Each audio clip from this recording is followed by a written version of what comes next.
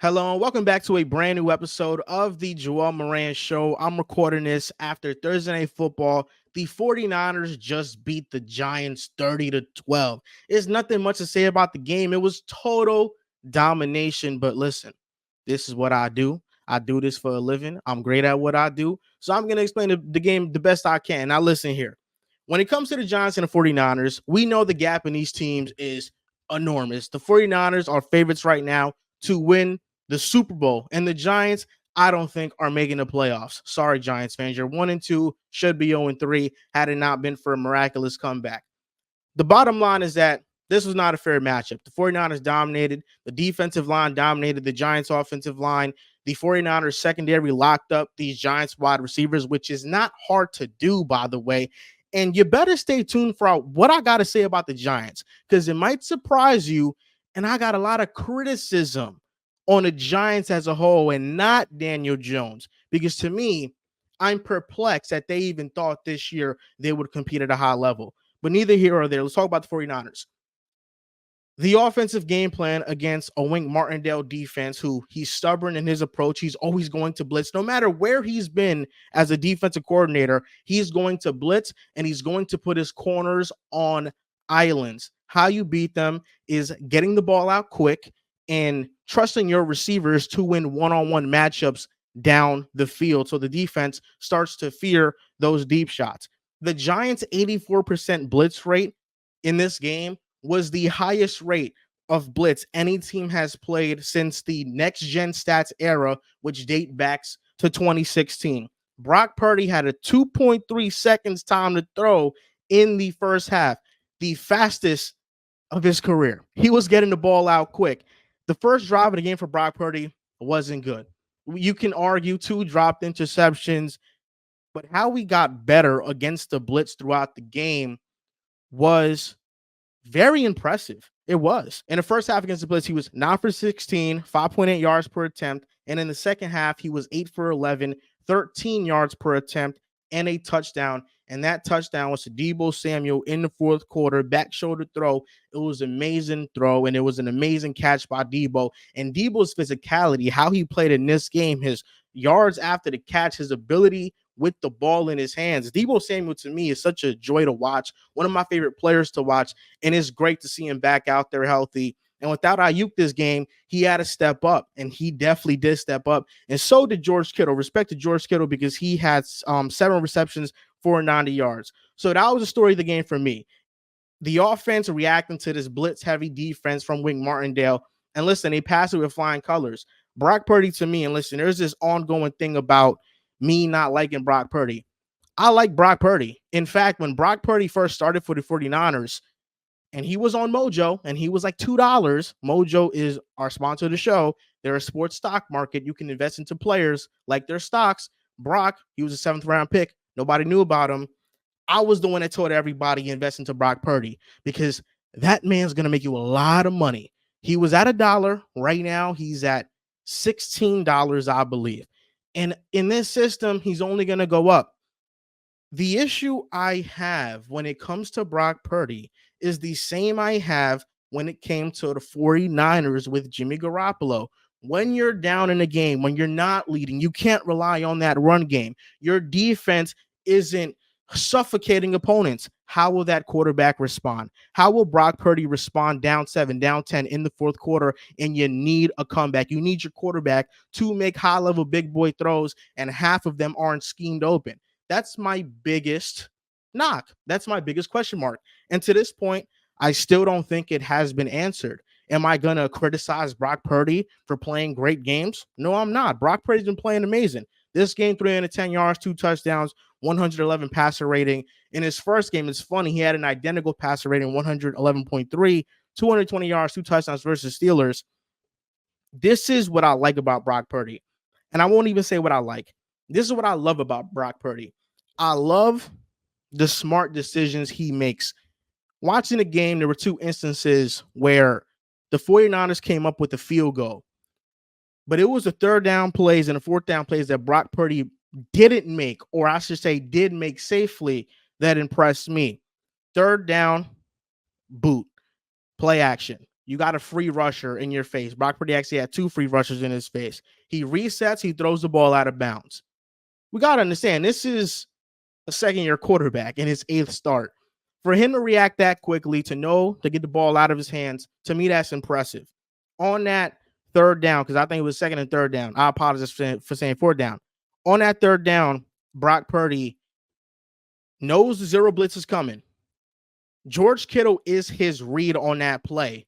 George Kittle slips. What does Brock do? Doesn't hold on to it. Doesn't run around. Doesn't try to make a play. He throws it to the dirt. Those are the type of smart plays when you play with this great of a roster that you have to make. Let me not put my team in a bad position. Let me not make mistakes. And Brock Purdy does the little things great. Reading defenses. That test that all those quarterbacks take pre-draft, he passed it with flying colors. I know you guys know what I'm talking about. I'm forgetting the name off the top of my head right now, but I know you guys know what I'm talking about. He passed that test with flying colors. He's quick to throw at the ball. He understands his offense. He knows where to go.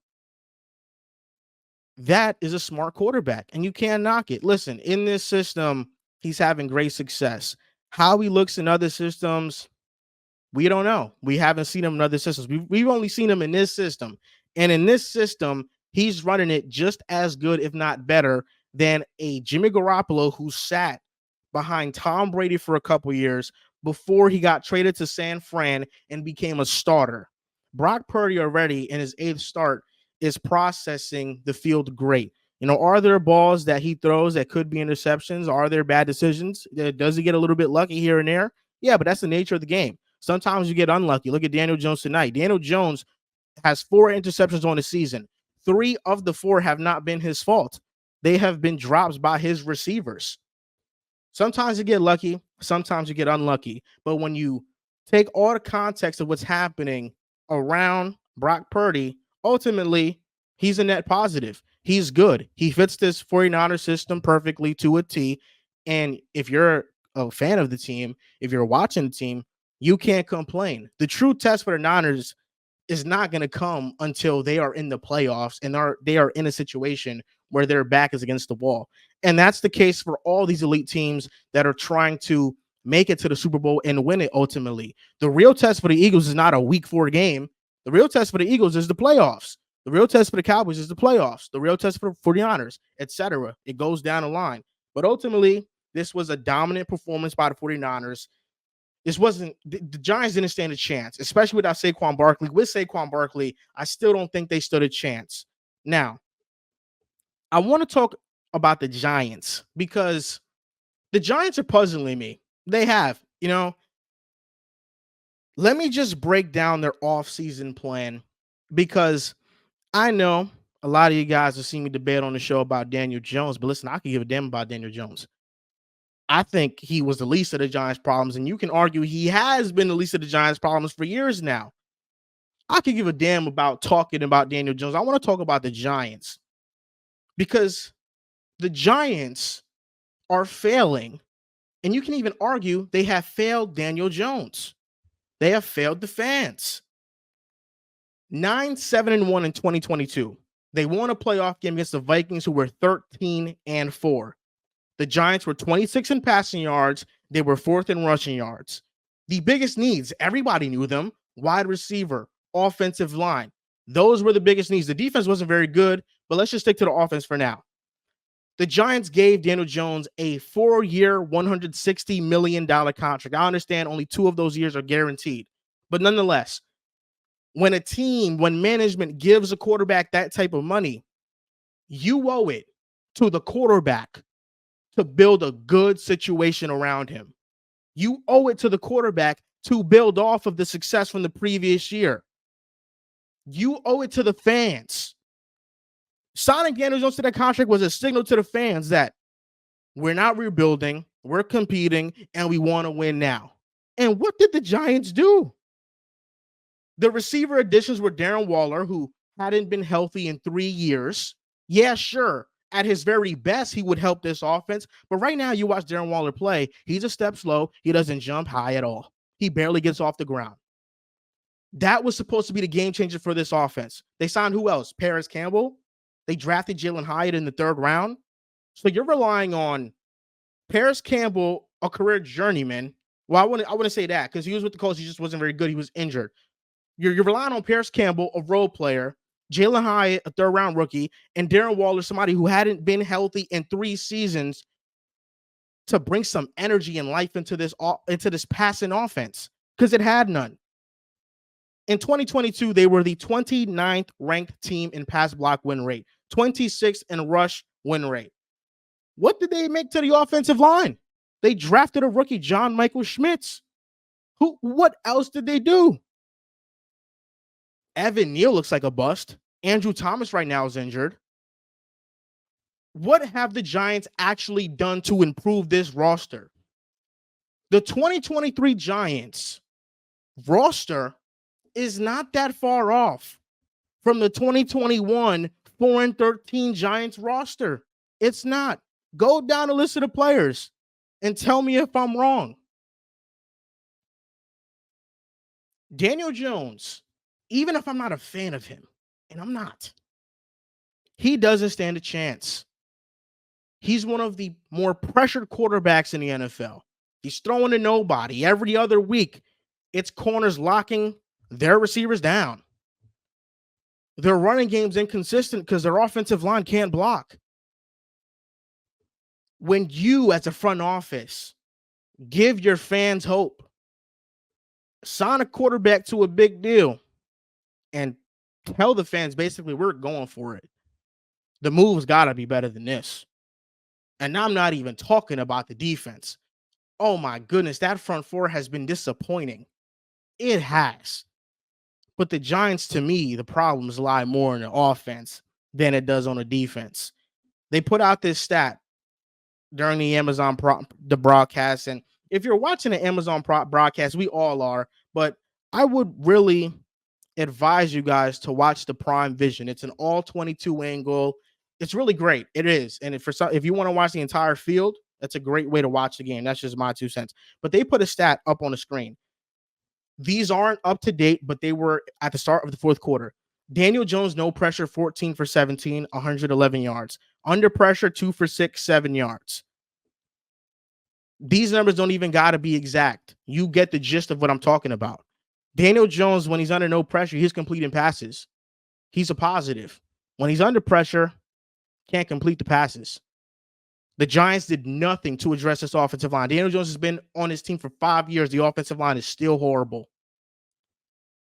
So ultimately, the Giants' offseason plan, the way they approached this season, was a disgrace. It was embarrassing. And their road doesn't get any easier from here on out. This team is 1-2. It feels like an 0-3 team. This team doesn't feel very good. It doesn't. Coming up on the podcast, I'm going to have Mike, a.k.a. @Bengals_Sands on Twitter, to talk about the Bengals 0-2 start, Joe Burrow's injury, how they should manage it moving forward. He writes for All Bengals on Fan Nation. He's also a host of a Bengals podcast. He knows this stuff about Bengals, and that's coming up next on the Joel Moran Show. Joining me now is Mike from Bengals Talk. I've been following you for a while. You cover the Bengals really great, and you're somebody that I look to whenever I'm looking for DJ Reader agendas. But listen, man, how you doing? I know the Bengals are off to an 0-2 start. Is that something that you're worried about? I'm doing great. I am a little worried about the team, and I'm sure we'll get into it. So much of that is dependent on Joe Burrow's health because they don't have a Mike White type of backup quarterback in the waiting that you go like, well, he might be able to carry you for a few games. I feel the same way. I'm looking at the Bengals roster, and I'm like, you know what? If I'm them, given Joe Burrow's calf injury, he re-aggravated it, and he was out virtually the entire training camp and preseason because of it. I think it would be smart to sit him the next 4 games, get that bye week, and that's when the real tough part, the tough part of the schedule starts. But then I look at the backup quarterback room, and I'm like, Jake Browning, I don't know. Like that's such an unknown. You really don't know what you're going to get out of him. Yeah, he's a little wild, which that can help you when he's your backup because nobody knows what to expect. And kind of reminds me of Skylar Thompson almost winning that game for Miami. He just kind of like went in there and just he YOLO balled everything. That could be Jake Browning. It could also be the other end where he gets sacked 4 times, 5 times, fumbles one of them. The team doesn't score an offensive touchdown and just goes terrible. He's very unknown though. He's been out of college for a little while. He was the quarterback for John Ross, and he still hasn't taken it. He still hasn't taken a regular season NFL snap. So like he's been here a while. Will Greer's the other one, and he had that awesome preseason game, but he hasn't been good when he played in the regular season either. So it's different. When I look at the backup quarterback room, I don't think they have another choice. Some people think like, well, just call Carson Wentz. Wentz would have to learn the whole offense, be able to go out there. Some guys might be able to do that. I'm not sure if Wentz could based off of what happened to him outside of Philly. So yeah, that's the tough part. And I think the Bengals know that, because if they felt real good about their backup room, they brought in Trevor Siemian thinking that would be the backup, and he played worse than Jake Browning in camp and in the preseason, so that didn't work out. Brandon Allen used to be somewhat competent, but he's also a guy that's like, that's not a guy you really rely on as your backup quarterback. So that's the interesting thing, because the clear thing here is if they had a good backup quarterback, you rest Joe Burrow probably until the bye week. It's not a difficult schedule. You're going to win against the Cardinals. You could beat the Seahawks at home. You could beat the Titans on the road. You could even win this game against the Rams at home. But without Joe Burrow, I'd probably predict them to still beat the Cardinals, and that could be it. Even though this team is talented, that could be it, just because the quarterback is so important. You would have to solely rely on that defense to step up so you guys can win these games without Joe Burrow. Because I look at the next 4 games, the Rams have been playing well, but I still think the Bengals defense can lock them down. And if Jake Browning gives you even a little bit like below average quarterback play, but he doesn't turn the ball over, they can still win that game. But the issue with that is, you're going up against a Rams team that has Aaron Donald. Yeah. And with Joe Burrow on that re-aggravated calf injury, you don't want him taking much hits. And if you're going up against Aaron Donald, it's just bound to happen. Then the week after, you have the Titans, and the Titans defensive line is really good too. Like, the only 2 defensive lines that I feel comfortable putting Burrow out there against are the Seahawks and the Cardinals. Those are 2 defensive lines that I'm like, okay, even if Joe Burrow is still working through this injury, I think the offensive line can hold up. He won't take too many hits. But given these next 2 weeks are against good offensive lines who are great against the running game, you have to be relying on this passing game. And the more dropbacks means the more hits for Burrow, and you don't want that on that calf. Even more than that, I almost think, because when he re-aggravated it, it seems to be a play he rolled out to his right. And that, to me, is kind of the bigger issue, where almost the hits, they matter, of course, but interior pressure, you're going to escape that by trying to run.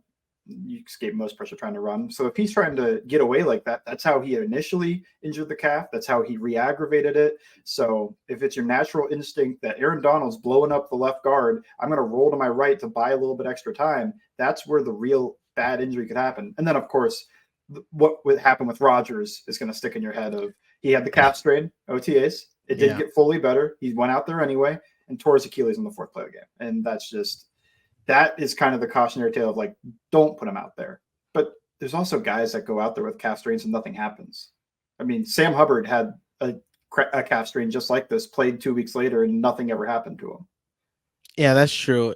Listen, as a Jets fan, that Aaron Rodgers moment is one of the worst moments I've ever witnessed as a fan. I love Joe Burrow, so it would really be a shame if that happened to him. Those are both my quarterbacks that I invested so much into this season that are just gone for the season. It's a tough decision for the Bengals. We have to see how Joe Burrow progresses through the week if he's good to play. I trust Burrow making the right and smart decision. It is about the Bengals' long-term outlook because they just paid him. He is now the highest paid quarterback in the NFL. Mahomes' restructure might change a little bit of things, but right now, what do you think the problem is with the Bengals offense? Do you think that people are making too much out of it being discombobulated, or are there some genuine concerns that you have with how it's being ran right now? I think the scripted plays stink right now. They're first 15, and they don't even get to 15. So I've been using the first 2 drives. They've picked up 1 first down in these first 2 games of those. Went 3 and out twice against the Ravens, and went 3 and out and picked up 1 first down against the Browns. I think that is a real issue. You need to be able, you can't just fall behind at the start of every game and just go like, well, now Burrow's going to throw the ball 45 times. Ideal world, you go up early in the game and he's just handing the ball off. Mm-hmm. So they need to get off to a better start. I think the design stuff, I think to me is a little bit overblown. Now, they're not calling things for Burrow to run or try to do anything like that. There's a lot of quick game. That was also true in 2022 when teams started playing all that cover two. And then around this time last year, there was all the conversations like, is cover two just how you beat the Bengals? And then they respond, do all this quick game stuff and just methodically move down the field. That's kind of what they're trying to do now. That first game almost just needs entirely thrown out though. Because yes, the calf injury, but it was rainy and Burrow couldn't figure out how to get a grip on the ball. That is an issue because you play outside in 16 out of your 17 games this year, and Kansas City's outside, Buffalo's outside, Baltimore's outside. Like everybody you could play in the playoffs is pretty much outside. So we got to get that one figured out. But it was a weather game, so I kind of the offense part of it I kind of take out. Second game, it just started so slow. It got better though, and they averaged 52 yards of drive in the second half. The third drive of the game was a long field goal drive. And in general, it looked like once they settled in, they were really going right through the Ravens. Now, he threw a pick on a really interesting play schematically from both. You think of these chess games, these guys have played each other so much. To me, it was like fourth dimensional chess type of thing. Like they're on a different plane. Like the Bengals are calling a play because they know what the Ravens like to do there. And then the Ravens are like, I know you know what we do, so we're going to change it. And then they got an interception off of it. So that was really cool. But unfortunate, it ended a drive. And then they had 1 3-and-out in the second half as well. But to me, that's just offense. You know, like you're going to stall out sometimes. You're going to get a sack and then just end up going 3-and-out, or even if you pick up a first down, 4-and-out, 5-and-out. I'm not overly concerned about it other than the Joe Burrow injury. If he misses time, very concerned about it because they're probably going to change the offense entirely. If you're going to have Jake Browning out there, he's going to run the ball a lot. Not him specifically, but you are going to run the ball a lot. And he can run a little bit, so maybe he runs. But yeah, if he is out there, what percentage is he playing at? Because I was thinking he was maybe at like 80% in that Ravens game, 85, somewhere in there. At moments, it felt like Burrow. And the last play of the game, after he re-aggravated the calf, he just sprints right and tosses a dart right at the pylon, and T. Higgins makes an incredible catch. It's like, man, that just felt like Burrow was fine. So then I hear all this stuff after the game. He re-aggravated the calf. I was like, but the last play of the game, he looked really good. Yeah. Adrenaline. Yeah, if you played sports. And a Bengals reporter, they asked Ja'Marr Chase, so like, what do you guys do with Burrow now? Should he like rest? And he says, you should have done that in the first place. Given that the Bengals started 0-2, you're probably thinking maybe they should have done it, but you trust Burrow.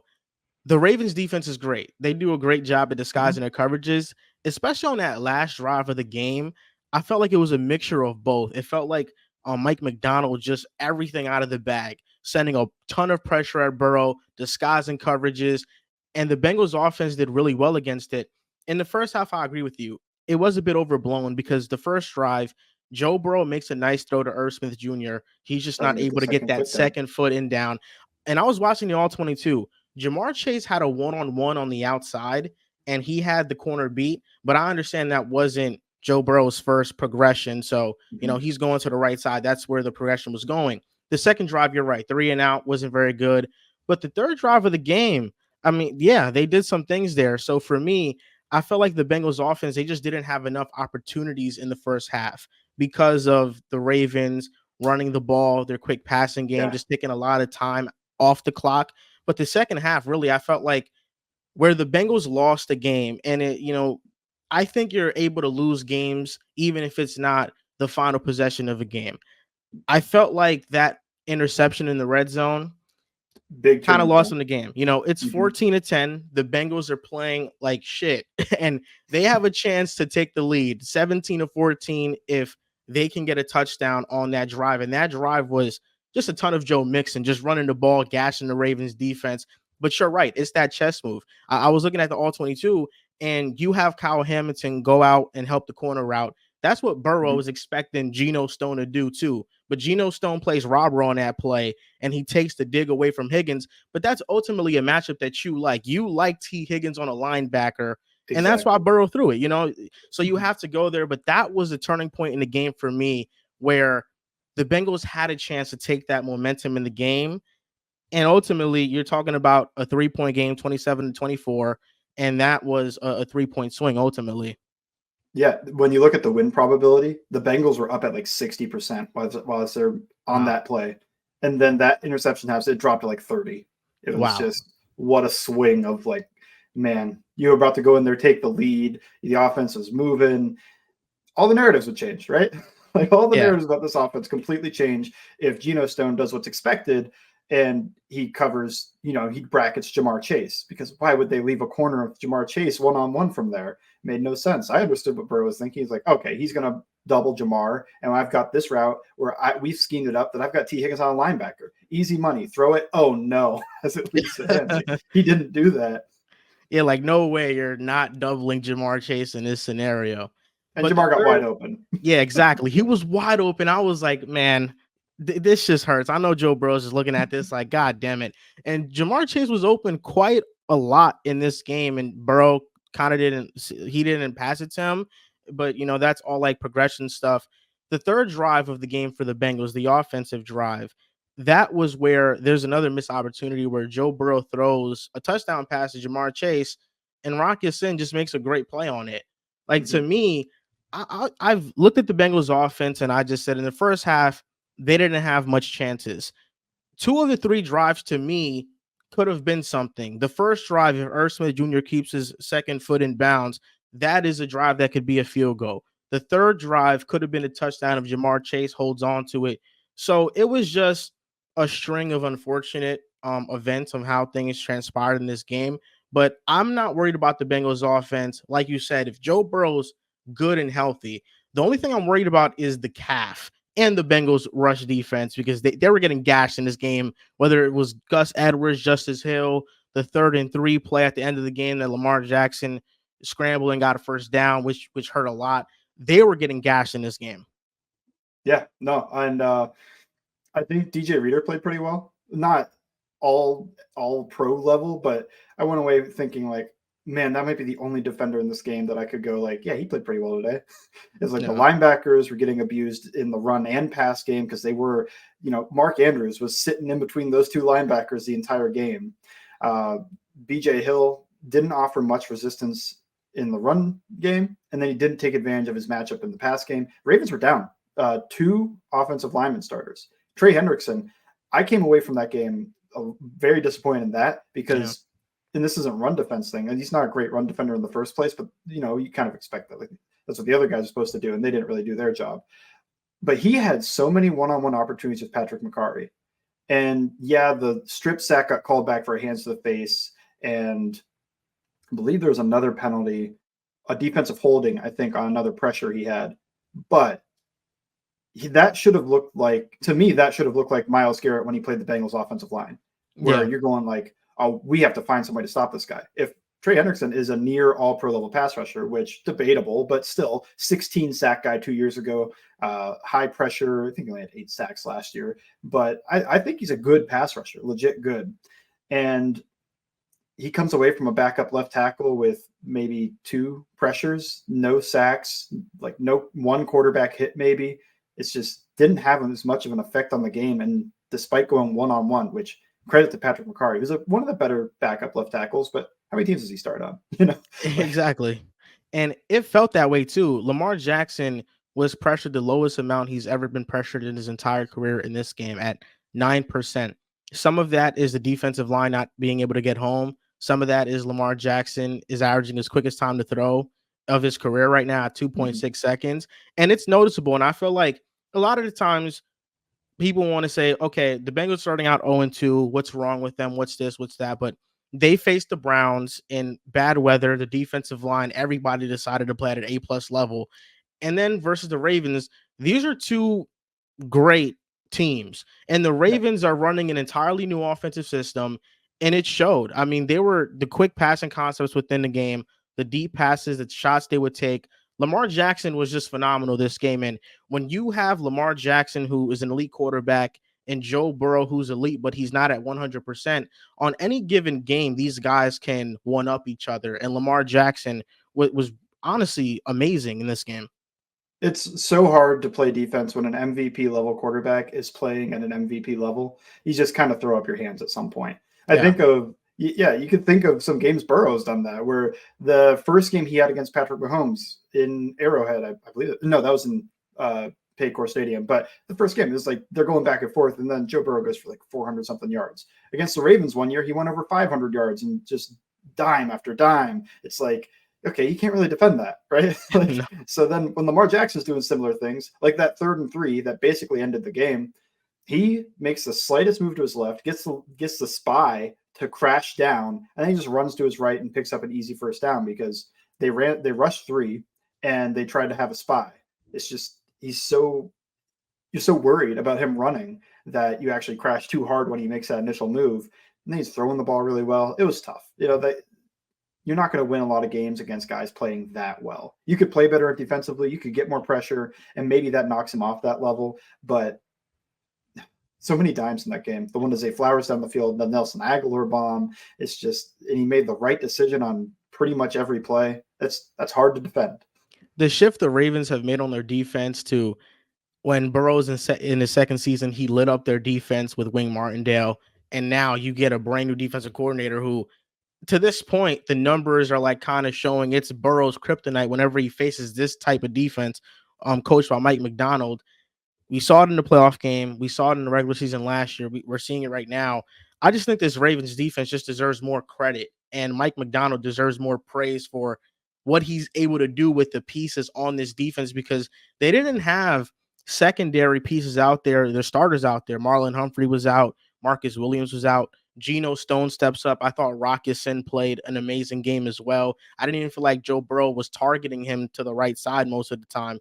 For me, though, the Bengals defense, we've come to know them as an elite unit and they step up in the playoffs.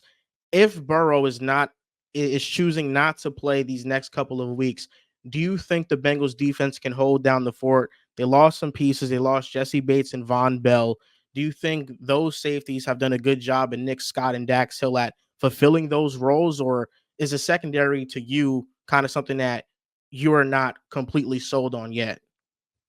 I think they certainly could carry the load, but if I had to predict it, I think I'd go no right now just because it hasn't looked good yet. I think the safeties, Dax Hill's played pretty well, Mhm. but Jesse Bates is one of the best safeties in the league, and we've seen that so far with the Falcons. Yeah. And incredible, intelligent safety back there that he can break the rules of what he's doing, and it's kind of just he got an interception on the play, so you're not mad at him. Dax Hill can't do that yet, so I think he's doing a good job, but he's not an all-pro type of safety. Nick Scott, I think he's a fine starter. He's missed some tackles, but he's generally in the right place. He's not going to make all-pro, all-world plays. He signed for like $4 million a year for a reason. He's not great, but I don't think he's terrible or somebody that you could just put under a microscope and go at them time and time again. He's not a backup level guy to me. I think he's fine. Mhm. The issue with him, though, is he's in concussion protocol right now from that game. Mhm. So it could be the 3rd-round rookie Jordan Battle or who stepped in for him during the game, or it could even be Tyson Anderson, who was like a 6th-round pick 2 years ago, but he had a pick 6 and an interception in the preseason in the same game, played pretty well there, but hey, preseason's preseason. Yeah. It's not the real NFL to me. It's close, but not there. So that's interesting to me, but overall, the most disappointing thing to me is they spend so much money on that defensive line and against a backup unit for the most part, because the left guard's new too. And I don't know what you think of John Simpson, but it's probably not one of the better left guards in the league. Against 3 guys that aren't high level starters, you had the center out, you had the left tackle out. So Sam Mustipher, John Simpson, and Patrick McCarry, they didn't really do much. And Kevin Zeitler's great. And Morgan Moses is playing some real good ball, but that's 2 out of the 5. We've seen plenty of offensive lines not do well with 2 out of the 5 being good players. I can think of the Texans all the time with Laramie Tunsil and whoever. But Yeah. I expected more. There wasn't much pressure, and you're worried about Lamar. That also is going to always limit your pressure. As he's one of the only quarterbacks you are going to go stay in that path, stay in your rush lane, like push back and try to condense that pocket. Don't get out of the lane for a sack. But they didn't really get a lot of pressure against Watson either. Maybe you're saying the same thing with him, but I don't think they treated it the same way.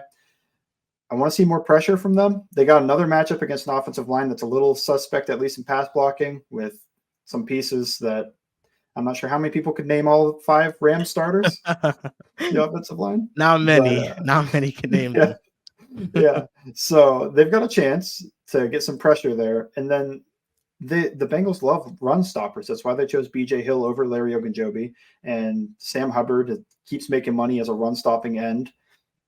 They need to do that. They haven't done that. The Rams don't have the rushing attack of the Browns or the Ravens, but Kyren Williams looks pretty good. Their run game has been pretty good. So if they make them look good, there's serious concern there that a team that prides itself on its ability to stop the run can't do that right now.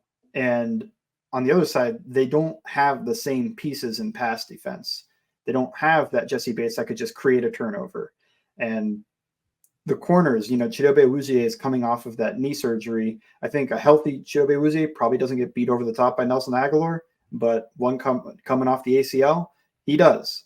So when these guys aren't playing at the same level you're used to, can you make it work? And I think Lou Anarumo is an awesome defensive mind. I expect him to get it to work, but it's week 3. And if Burrow's out, they're going to be in a lot of bad spots. It's tough. I don't know if they could really carry the load as of this moment. If this was like a 3-week injury from weeks 12 through 15 and that defense turned it around, they were humming a little bit, I could see it. But right now, I don't know if I could get there. They would have to step up a lot from what's been a pretty poor performance all the way up to like a great defense. Yeah, I agree. And those 2 backup offensive linemen that you mentioned, Mustipher and John Simpson, Macari. Macari. The last drive that the Ravens had in the first half, it got called back for a holding when they were in the red zone. It's 1st and 20. Lamar Jackson rushes for 19 yards, puts them back in the same position. It gets called back for a holding again. That's just them making mistakes, but you're right. The Bengals pass rush I expected to be much more dominant than it was. Trey Hendrickson is a guy that I view in the lens of great in the league. Before you go, next 4 weeks, you have the Rams, the Titans, the Cardinals, and the Seahawks. What will the Bengals record be after the next 4 weeks? Man. If Joe Burrow was healthy, I think they win all those games. I do too. But he's not. I think I have them in my mind. They'll win the Cardinals game. Mm-hmm. I think even if it was Browning, they'll find a way to win that game. I think it's a coin toss on the other 2. And some of that's, I don't know if Joe Burrow plays or not. They could shut him down for the next 2-3 weeks. He could play on Monday. Nobody seems to know. He's feeling better today than he was when the injury happened and yesterday, but that doesn't mean he's feeling good to play today. That just means he's feeling better. I think they'll lose this. I do think they'll lose this game Monday night. It's unfortunate, but that's going to be when Burrow, even if he plays, is at his least healthy. I think they'll split with the Titans and Seahawks. The Titans are feisty. They're not a terrible team. I think sometimes you look at that team on paper, especially the offense, and you go like, this team stinks. Mike Vrabel's a good coach, and that defense is still good. Yeah, so that'll be a tough game. The Seahawks, that is a get right game for the offense. It is. It has to be. They haven't stopped much. So I think one of those 2 games they'll win. I'd go 2-4, and that's a terrible spot to be in with going to the 49ers after. But they've climbed out of similar holes to that. If they end up 1-5, or if they somehow lose to the Cardinals, they go 0-6 during that stretch, you're in a hole that's probably too deep to dig out of. Yeah, the Cardinals first half team, they've been amazing, but then the second half, they just collapse. I'm gonna go safe here. I would love to just say 4 wins straight if Burrow's healthy. I'm with you. I absolutely feel that way. Something tells me, even with Jake Browning, they can beat the Cardinals, they can beat the Seahawks. The Rams and Titans are toss-up games. Okay. I would go 3-3. Even if Burrow sits out, I think, and this is just God willing that Jake Browning is just giving you average play, not turning the ball over left and right. I would say 3-3 for the Bengals. Yeah, that at 3-3, they'll easily. Well, I think they'll easily climb out of that, even though it's a harder schedule. Everything, for some reason, every regular season they somehow win all the hard games. Yeah, they beat the Chiefs in the regular season. They didn't play the Bills, but they beat pretty much every playoff team they play in the second half of regular seasons. It was true 2 years ago. It was true last year. All three of these past years have had the same looking schedule to me, which was not too hard in the first part, and then it gets hard in the second half. And you think like, well, they got to get off to a hard start, and then they don't. But then they still go whatever 12 and well, they're 12-4 last year because that canceled game, or 11-5 or whatever. And it's just like, well, now they're a division winner hosting a playoff game. Wish they could just actually start hot, but they've had their issues there. Yeah, that's how it goes. Is there anything you want to shout out before you go, Mike? Not really. Just if you want to follow me, if you're a Bengals fan listening to this, or just want to follow the Bengals, follow my Twitter at Bengals_Sands. If you don't have Twitter, check Sports Illustrated. It's all Bengals for my writing, or it's always Game Day in Cincinnati for my podcast. This is going to do it for this episode of the Joel Moran Show. If you made it this far, I appreciate your support so much. You can go and listen to the audio version of the podcast down below on Spotify and Apple Podcasts. The Joel Moran Show will be on every Monday night after Monday Night Football, every Thursday night after Thursday Night Football, every Saturday night after the college football week. We're grinding this year. Thank you guys for tuning in, and don't forget to subscribe.